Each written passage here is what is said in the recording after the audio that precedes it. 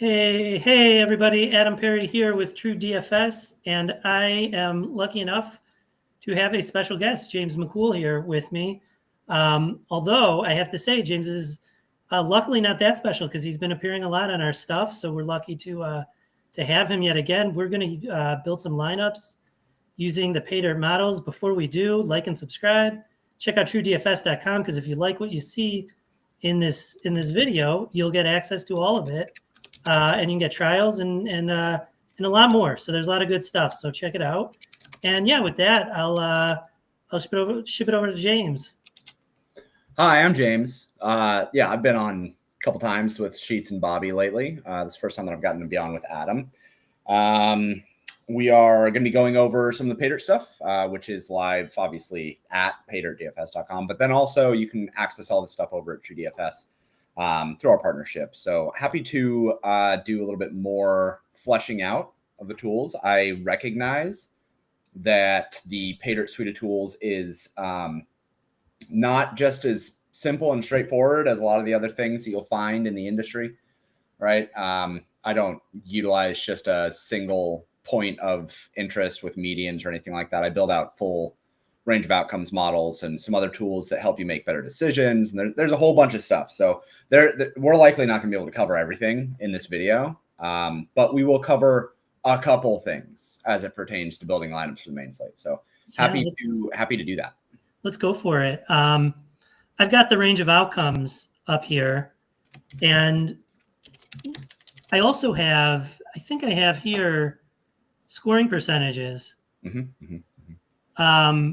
Now, my big question is it possible to not play after? I have to see which one I had up. Was it the Stack Finder or one of these where it was like, you got to play Washington? Like it is like, oh yeah, here it is. Washington Day. Runs per dollar. I mean, they're crushing it, over 0.3 more than anyone else. The runs, the medians at 6.24. The ownership is right. I mean, is this just a Washington slate? And is this a Kirby fade slate? So first things first, see how all the ownership say 80%? Click that little load reset data button in the top left. All right. Right next to select view advanced. Am I going rerun here? Go over to the left, that load reset data button. Okay. Hit that one. There you go. Boom. All right. So obviously Washington's still at the top here. However, they are very low owned. One of the things that I preach over at PayDirt is that you should not be building lineups assuming that you know what is going to happen. You should be building lineups to help you win a GPP, right?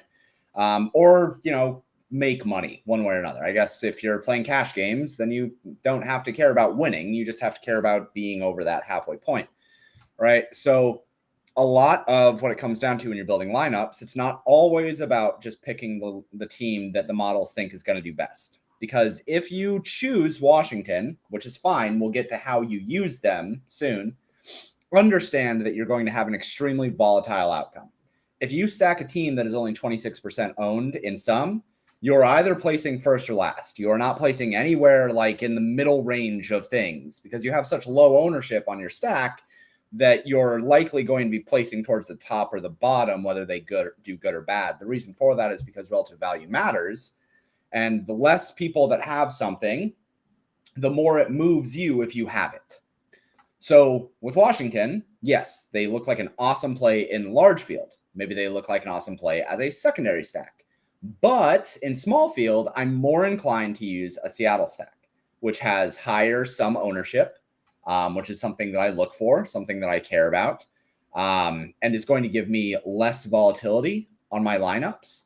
Now, when we go through and look at the way to actually put together lineups using these tools, I will talk a little bit more about volatility stuff, but just know lower ownership is better for large field or for relative value if you're eating a lot of ownership at pitchers. So that's the way that I look at Washington.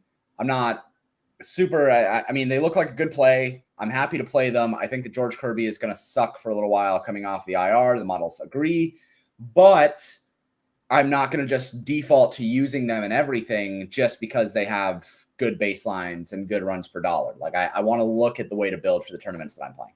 Okay, great. So let me ask you this. How did we know that Seattle, how do we know from this that Seattle has a sort of safer, less ceiling, less floor, but more of a kind of median middle range outcome besides the ownership?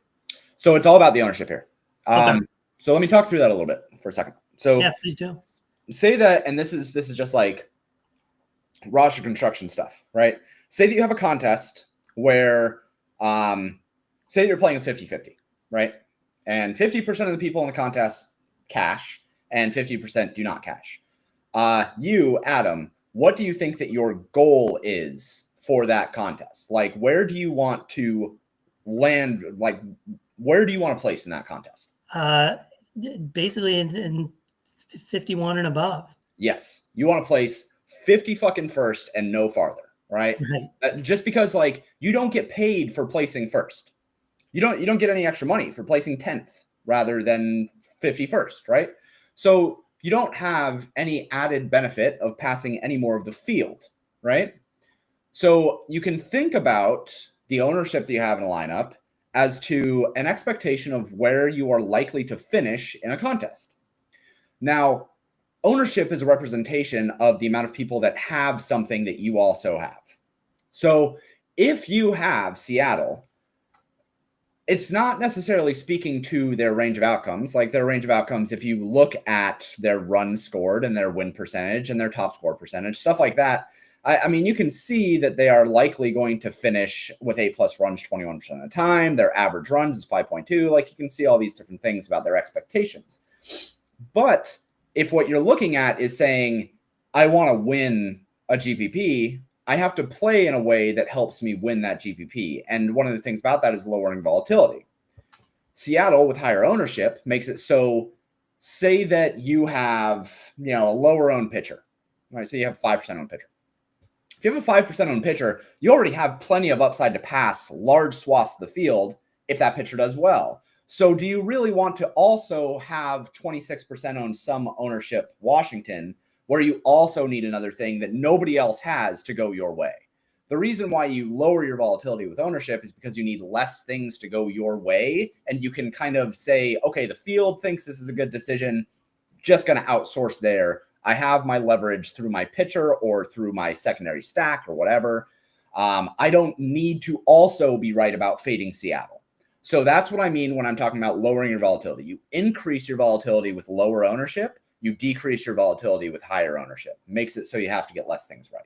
Perfect. Got it. Great. So, okay, let's say we're playing the 121. It's a single entry. Seattle looks good. Where do we go next in the tools? Do we go look for some pitchers in the pitcher range of outcomes? Do we get right to the hand builder? Do we look at optimal rates? Where do we go?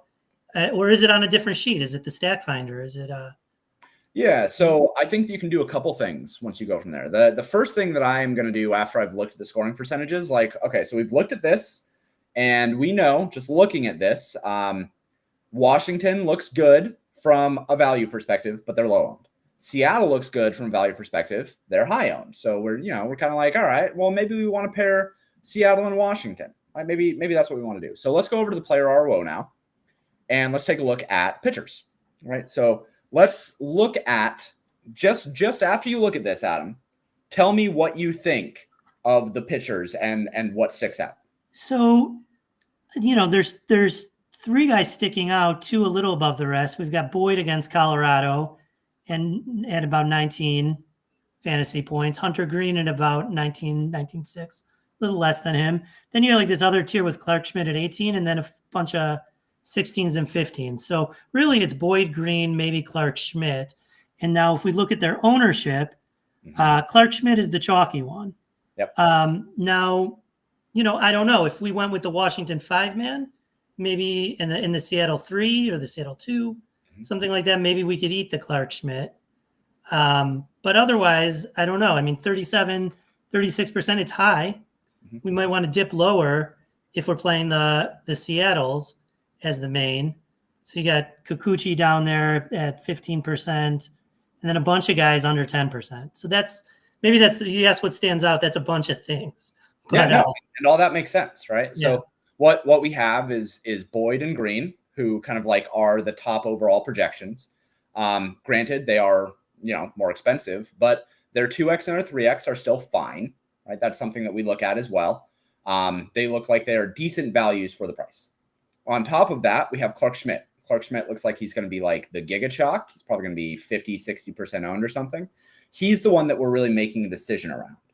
Because if you don't play Clark Schmidt, you can kind of just do whatever you want to do on this slate. He's going to be 60-something% owned. He's 7,700. That's a clear misprice against the Angels. Like, you're making a decision around Clark Schmidt, and that's basically it on this slate. So after that, we kind of have this group of dudes, Kikuchi, Lauer, and Gordon, who are all priced well, right? I mean, like Lauer looks like he's underpriced here. 71% 2X rate, 28% 3X rate. Looks good. Underpriced and underowned. So if we wanted to play a Seattle stack, that's totally fine. We could start with a Seattle stack and Clark Schmidt and then just use Eric Lauer at 10% owned. And it's like, there you go. Like that's where you can just start your lineup. So this is all information that I like to gain. I primarily use the player range of outcomes for pitchers. I like to know as I am looking at their range of outcomes and I'm looking at their ownership and I'm looking at their 2X and 3X rates, like what is it that really sticks out to me? And what sticks out to me is that the models like the chalk. The chalk is, they dominate those top three spots, right? Like everybody is on those top three guys. So that's great. That's good. That's fine. It looks like good chalk. And then we also have a couple lower owned guys and cheaper guys that we can pivot to if we want to, right? Like we have Eric Lauer. We even have arguably Kikuchi is a totally fine pivot off of Clark Schmidt. Like if you didn't get that 7,700, it's totally fine to go with Kikuchi, who projects for a couple points lower, but you notice that his 2X and his 3X rates are comparable. And at 15% owned, next to 60% owned, that seems fine to me. So that's what I would look at. I look at this and say, okay, the model's like the chalk. That's good. That's great. That's grand.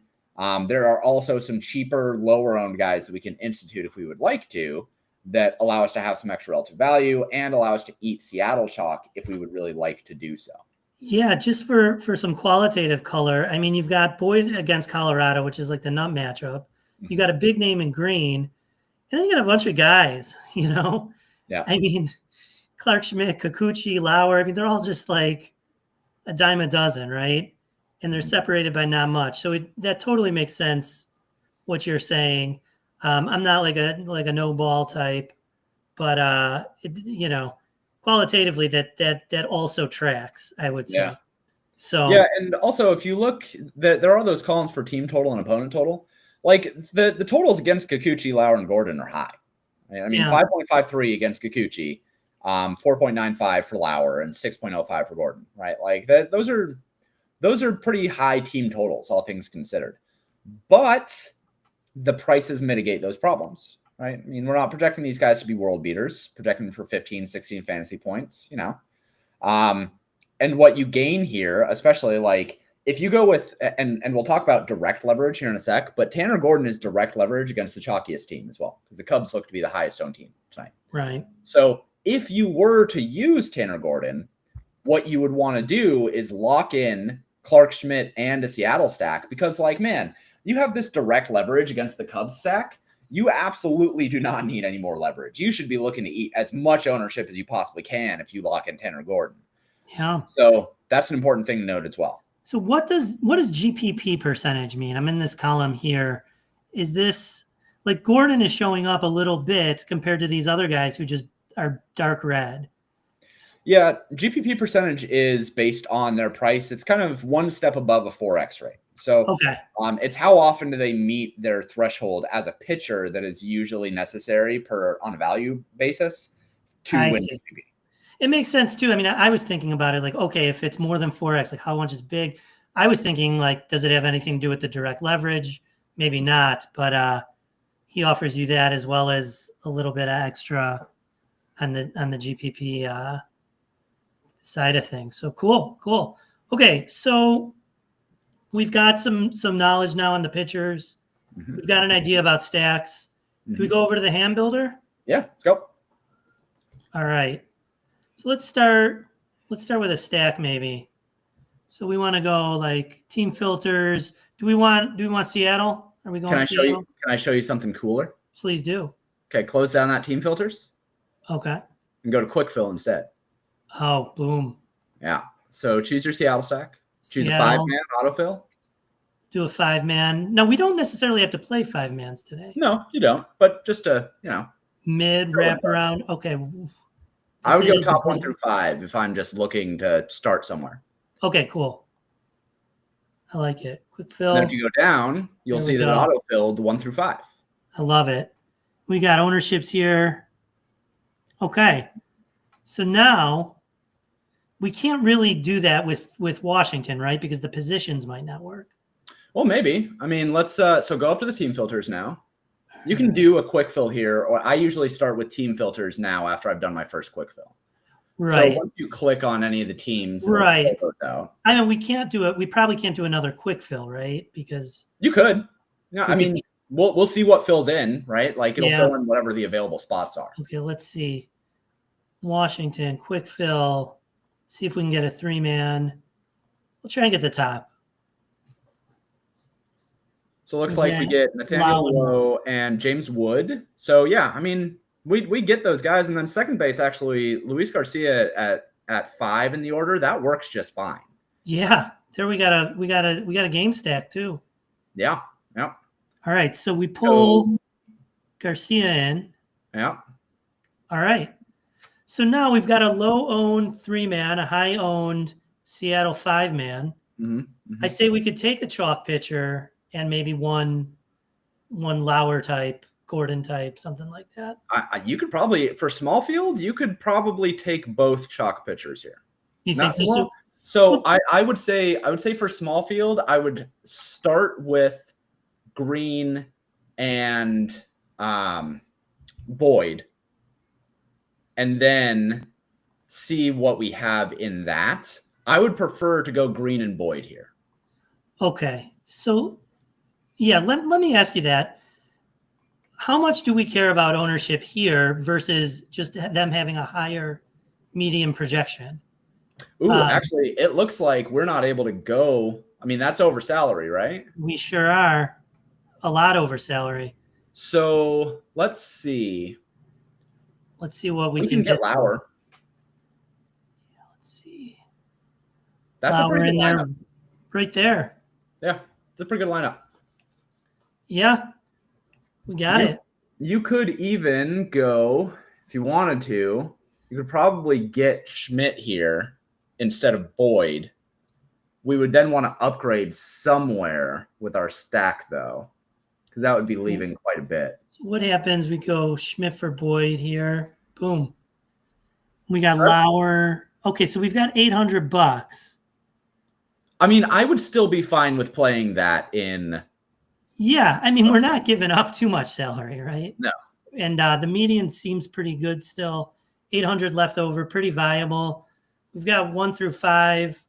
We've got 2, 3, 5 on Washington. We got a game stack. We got the late night hammer. Yeah, I think that looks pretty good. You get plenty of ownership. You have some leverage pieces, multiple leverage pieces, actually. I think that looks pretty good. Okay. So I was going to segue. I mean, I had a question about the betting, but maybe first, could we talk a little bit about the Sims? Yeah. So could we take, so when I go to the Sims, it's seeding lineups. Is that correct? And simulating them against each other? Do I understand that right? Yeah. So the process here is on the back end, I am creating what I call a seed frame.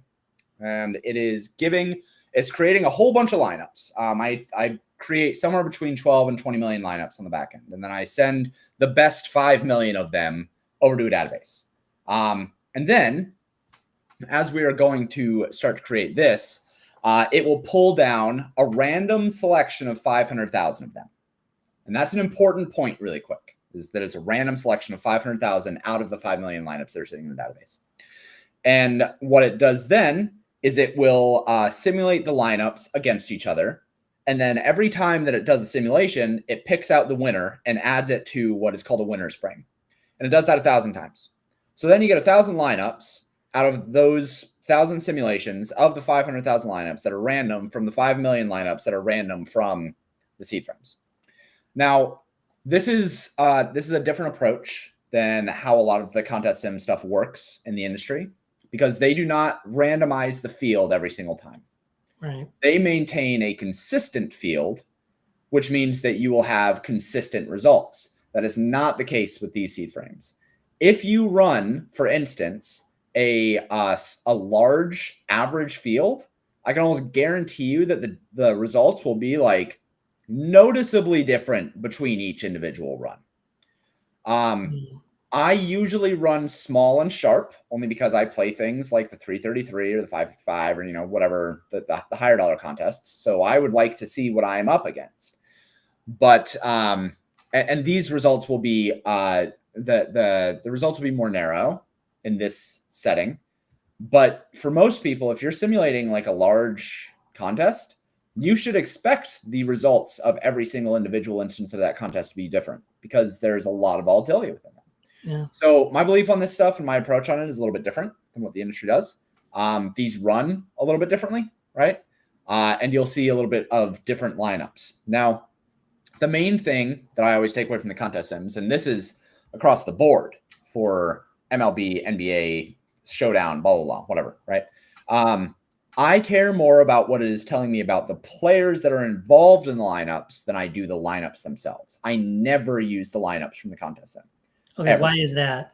So for me, the way that I build lineups, and we can talk about like if you wanted to use the lineups from the seed frame, it's totally fine, but you can use the optimals that are found in the range of outcomes rather than the optimals from this. The thing about it is that when these lineups simulate against each other, remember, this is a random assortment of lineups that are plausible, but not optimal. You are not getting the what is considered the global maxima of lineups based on the projections by using the contest sims. This is simply to check plausibility of lineups and the players involved in those plausible lineups against each other to find out who is the most valuable amongst the players involved in the lineups. The other caveat, as I'm talking about all these things, is that these lineups are meant to be representing the field, which means that they are, I use the word plausible, not optimal here, because they're created more or less on ownership, likely of lineups being created, rather than optimality, likely of lineups winning the contest. Big difference between those two things. Right. So when you see these things, what you'll see is if somebody is super low owned, they probably won't show up in like a small, sharp run, right? Because we expect when you build a small, sharp field that it's going to likely be the lineups that are higher owned, the players that are higher owned in them. So it's information about that. The lower owned players will show up a little bit more in larger fields, but for the most part, we're not using this to get information about low owned plays. We're using this about information on how to approach the fields. All right. So with that all in mind, so what if, we build our lineup by hand? Do you ever go to this and say, okay, let's see where those players come up. Let's see, if the Lauer comes up, a ton, is he more valuable than we thought? Is the Seattle stat coming up? Is something like that? Yeah, mostly what I want to do. So go ahead and run a very small vary here. Okay. And just run so small vary. There's a little bit of art to this, not just science, right? I'm thinking the 121 is small above average. I'd agree with that. Yep. It's single entry, so you still get a lot. It's a pretty casual, somewhat appealing to casual kind of field. I'm thinking small above average. Yep, I agree with that. And we're running. So then it's pretty quick. And so, like I said, here are the lineups, right? So we see Seattle, Washington, Cincinnati, Seattle, Washington, Cincinnati, Seattle. We got lineups that we would expect to get here. Now, note really quick that there is a lineup that spent $45,000 in salary, $46,000 in salary, $47,000 in salary, and that's the main reason why I don't use these lineups. Right. Because these were like the nut lineup in the sim. Right. Basically. Yeah. Right. So these were lineups that won the simulations any given amount of times, and we don't need to win. Right. They're sorted by GPP projection, which is a mix of how many points they scored which is the fantasy column there, and the amount of points that they were projected for, which is the projection column there. And what that tells you is basically like this lineup projected for 100 points. It scored 139 when it won the GPP. So within expectation would be something like 119. Very basic math on that. But we can see that we do have, Seattle, Cincinnati, Washington. We have some New York Yankees on there, which I think are going to get some ownership, right? So we have things that we expect. We also have Hunter Green and Matthew Boyd and Clark Schmidt. We do have some Eric Lauers. See, a little bit of Eric Lauer there. Yeah, so guys that we would expect, right? So then if you go below that, you go down like below that frame. Yep. So now we can see some other things. We can see some information about the lineups that won the contests. So this is information about this whole winning frame. The average salary used was $48,134. The average projection that won was 95. Average ownership of the lineups that won was 174. The average fantasy, like the average winning score for a lineup, was 132. And the average GPP projection was 113. We can also see some standard deviations. And then if you click on that stack type statistics over just above that, then this will tell you the lineup types that were used the vast majority of the time. So 4-man stacks and 3-man stacks were used the vast majority of the time in terms of the winning lineups. Now that's a feature, not a bug. You see that 5-man stack only won once. It's because it's a short slate. The bigger the slate, the more likely it is that a 5-man stack wins it. The smaller the slate, the more likely that a 4-man or a 3-man stack wins it, just because of the dynamics of how stacks work. Bobby has been saying very often, he's been very, very vocal that he's not using 5-man stacks on small slates. And I agree with that. The data bears that out. That makes sense. So again, contest sims also bear that out, right? 4-man stacks win vast majority of the time. Now, it is worth saying that the average projection of a 5-man stack is higher. The average fantasy output of a 5-man stack is higher, 133 versus 126. But that's to be expected, right? If a 5-man stack wins, it's because that team scored a shit ton of runs. Therefore, it is likely to have more runs distributed between the players. But it doesn't win as often because the less teams there are on a slate, the less opportunities there are for a team to score a shit ton of runs. Yeah. So maybe we need to rethink our hand build. And that's what we got from it. Yep. So now, last thing, we got overall exposure. So this is just the players that come up the most, I assume. Yep. So we learned something. Is Cincinnati comes up quite a bit. If you go to the team exposures there instead of overall exposures. Yeah, there they are. Yep. More than the Washington. Now we'd have to go back and see what the ownership looks like. So Cincinnati ownership is at 83% in the current aggregate. Okay. So that's like in between Seattle and Washington. Or was Washington about 80? Washington was 26. 26. Why did I think? Oh, that was before we did the reload. Yeah. Okay, so Washington's 26. So we're somewhere in between, kind of, with the Cincinnati's. Yep. Okay. Yep. I like that. Correlate them with Hunter Green. And now, does it say anything about correlation within lineups or within players, or does that just all bear out as these sims run? So you can kind of see down in the player exposures, you can kind of see like what guys are mostly used from individual teams. Yeah. Right? If you go down and you saw that like Tyler Stephenson is there, go over to the overall exposures. Yeah, Stevenson, catcher. Like who's used, right? Connor Stephenson, Connor Joe, Tyler Stephenson, Santiago Espinal, third base, right? Like, yeah, these guys get used. It's a lot of infield for Cincinnati, and it's the cheaper guys, and that makes sense, right? Like for 3,900, 2,400, and 3,600 for those guys, you're paying a really low price, which means that you can afford Matthew Boyd and Hunter Green. That's probably the big reason why Cincinnati is showing up is actually because of Matthew Boyd and Hunter Green being so valuable. Whereas Clark Schmidt is less valuable. As you can see, projected ownership 51%, exposure 38%. He's over-owned by about 13%. Quick caveat on that. people usually see that negative and they're just like, oh, I can't play Clark Schmidt. You can absolutely still play Clark Schmidt. Like if you play, think about the overall edge of your lineup as one big equation. You just want to be in the positive. You just want to be in the black on a full lineup. So like if you play Clark Schmidt and Hunter Green together, you're already fine. Like you've already covered the negative from Clark Schmidt with the positive from Hunter Green there. So you don't have to get away from Clark Schmidt. You just have to make sure that you balance it out. That's a really big thing in Showdown. I'm sure that we'll talk about that when NFL season is around. People will look at it and be like, oh, I can't play this guy because he has a negative edge. It's like, yeah, you can. You just gotta, figure out a way to balance it out. Now maybe you can't play like multiple guys with negative 15% edge. Maybe you don't want to do that. But you can play one guy. That's fine. There's nothing wrong with that. So last question, and then we'll get out of here. One of the things I struggle with, I don't hand build a lot. And one of the things I struggle with is when I decide on a stack, there are still opportunity costs at certain positions that may mean I want more outfielders or I want more infielders. Now I know that there's a tool for that, but I don't quite know how to use it or where it is.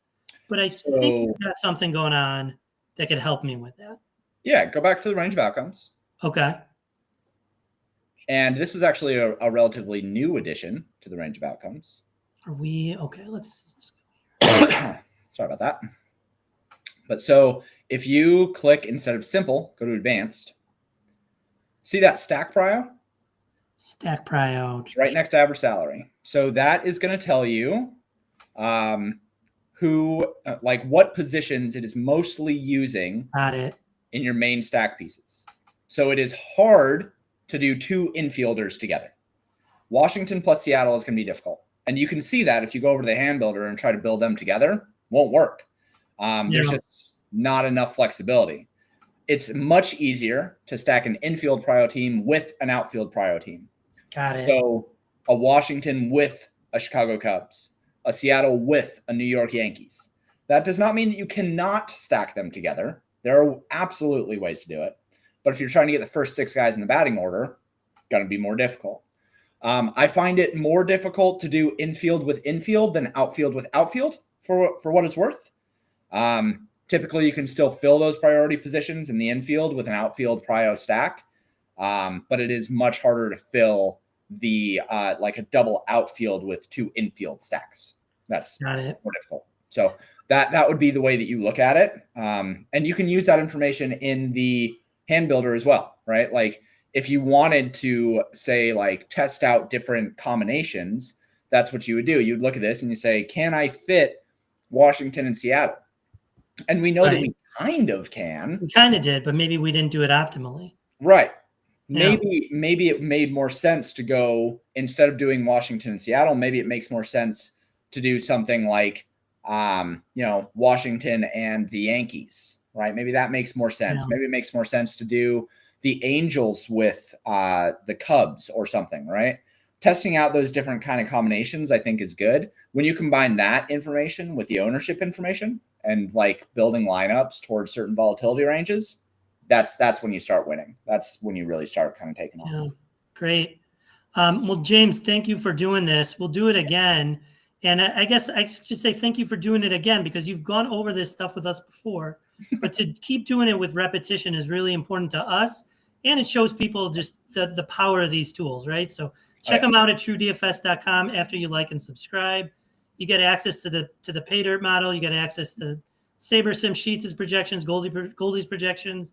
There's a lot of great stuff there. So thanks for doing this again. And we will certainly be there for more in the future. And of course, we're going to have Bobby Fi and Sheets coming on in a half hour to do a live before lock. So be on the lookout for that. Yeah, perfect. Yeah, I'd love to be on them. I'm going to have you guys over at PayDirt to do some content too here pretty soon. So yeah, always love doing this kind of stuff. Obviously, if you would also like more of my stuff, you can find it over at PayDirtDFS.com and join the Discord. Discord is free to join. It's a lot of fun. We talk about video games and other DFS related things that are not DFS related things. So anyway, thank you. Thanks for having me on. TrueDFS.com, PayDirt, DFS.com.